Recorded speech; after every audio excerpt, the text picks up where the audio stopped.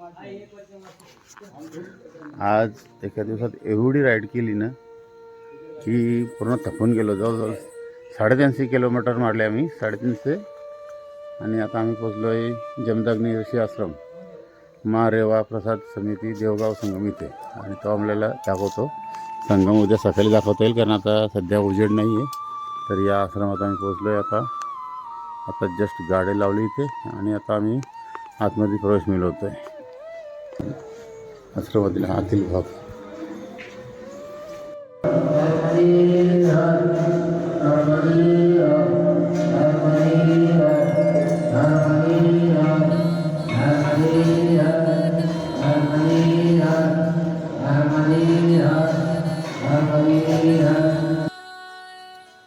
आता सकाळी पहाटे 5:30 वाजलेत आणि आता आम्ही देवगाव संगम मांडला इथे. हे संगमावरती आहोत. तिथे जमदग्नी ऋषींचा आश्रम आहे आणि श्री परशुरामाची जन्मभूमी. तर मी ते देवालय दाखवतो आपल्याला. याच्यामध्ये ऋषींची प्रतिमा आहे सुंदर. आश्रमामध्ये दरवाजा लावलेला आहे. थोडी झुमक करून दाखवतो. ही प्रतिमा आहे. त्यानंतर हे आश्रम, जमदग्नी आश्रम आणि परशुरामाची जन्मभूमी.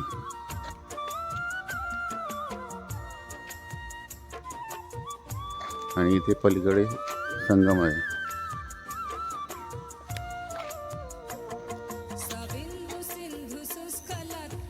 हे मारुतीरायांचं मंदिर. आणि इकडे या बाजूला ती लाईट दिसते, तिथे आमची राहायची व्यवस्था होती आश्रमात. तिथे पण आश्रम आहे. नदीच्या काठावरचं सर्व दृश्य आहे. ही सामानाची बांधाबांध आमची सकाळची लगबग. आणि आमची लोक सामान बांधतात, आम्ही आणता निघतोय आम्ही. नर्मदे हर. आता आम्ही नर्मदा घाटावरती आहोत. तो घाटीतला आहे होशियारजंग हा एक शहर होता. त्याचं नाव आता बदलवून नर्मदापुरम ठेवलं आहे. आणि एवढं सुंदर दृश्य आहे तिथलं. तिथे आलो आम्ही. आज एवढा प्रवास केला ना, तर जवळजवळ 400च्या वरतीच आम्ही किलोमीटर चाललो आहे. आणि खूप चाललो आहे आणि जमल्यासारखं झालं आहे. तर हा घाट एवढा सुंदर आहे ना, ते मी आपल्याला दाखवतो. ते पहा, खूप सुंदर दृश्य आहे. रात्रीचे इथे लोक वगैरे भरपूर येतात आरती करायला वगैरे. घाटावरती दिवे वगैरे लावलेत, पाण्यामध्ये सोडलेत. त्यानंतर हा घाट आहे. आणि हे बघा, ही सुंदर घाट आहे इथे. आणि मायाची एवढी कृपा ना, की कुठल्या ना कुठल्या क्षणाला कोण ना कोणतरी उभं राहतंच हे करायला, मदत करायला. आज आम्हाला येताना काही समजत नव्हतं कुठं जायचं, काय करायचं. तेवढ्यात एक माझ्या मित्राला पंडितजी भेटले आणि ते आपले नर्मदा हरत झालं, दोघांचं नमस्कार झाला. आणि ते डायरेक्ट धर्मशाळेत घेऊन आले. गाड्यांची लावायची व्यवस्था, डायरेक्ट आतमध्ये गाड्या लावायला जागा भेटली. हे पाहता, हे आमचे मित्र उतरतात. आता आम्ही स्नानासाठी जाणार आहोत आणि त्याच्यानंतर आम्ही घाटावर पूजा करणार आहोत. ते दोघे जण अजून उतरतात. आणि एवढं सुंदर दृश्य आहे ना इथले. रात्रीच्या दिवस होतात आणि सगळी लोक पूजा वगैरे करतात. असं दृश्य आपल्याकडे पाहायलाच भेटत नाही. खूप. आणि आपल्या मुंबईच्या भागात इकडं तर हे दुर्मिळच आहे सगळं. आपली काय संध्याकाळी साक्षी पूजा करतात, काही लोक काही करत पण नसतील. पण इथे मात्र खरंच देवच प्रकट झालेला दिसतोय. हे सगळं दृश्य पाहण्यासारखं आहे. हे नर्मदा घाट, नर्मदा मैया इथे मस्त की थांबल्यासारखी वाटते. ही लोक सर्व दिसतात, ती पूजा करतात कडेला बसून. किती प्रसन्न वातावरण आहे. इकडे एक शिवमंदिर आहे, त्यामध्ये शिवधून चालू आहे. मस्त घाटावर लाईटी सोडलेल्या आहेत आणि भरपूर असा उजेड पडलेला आहे इथे. तर हे आमचे मित्र आता आंघोळीसाठी जात आहेत.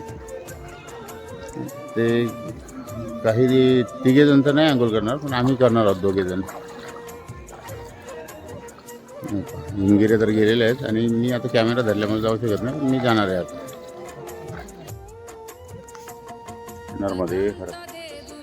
आज सकाळी आम्ही इथून निघणार आहोत. आता आमचा फक्त प्रवास राहिला आहे 250 किलोमीटरचा. नंतर आम्ही ओंकारेश्वरला पोहोचणार आहोत. तर आम्ही आज ज्या घरावर थांबतो नर्मदापुरममध्ये, तर हे सकाळचं दृश्य आहे तिथलं. हे आहे नर्मदा घाट, ही नर्मदा मैया. छान सकाळचं दृश्य आहे, खूपच छान. हे घाट पलीकडची बाजू आहे पूर्ण. त्यानंतर हे मंदिर आणि ही सकाळची लोक काही आंघोळ करतात, पूजा करतात ते दृश्य. आम्ही राहिलो तो ज्या धर्मशाळेत, ही धर्मशाळा घाटावरची. ही ती शिडी आहे. नेहमीप्रमाणे आमची पॅकिंग चालू आहे, गाड्यांची बांधाबांध वगैरे. त्यानंतर हे बाहेरील दृश्य.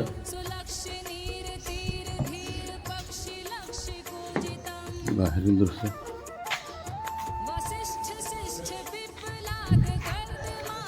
आणि हा समोरचा गेट.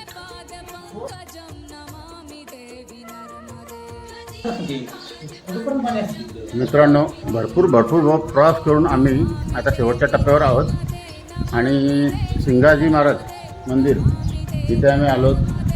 खूपच छान मंदिर आहे आणि जसं का बेटच वाटतं ते. हे धरण आहे, धरणाचं बॅकवॉटर आहे, त्याच्यामध्ये आहे ते.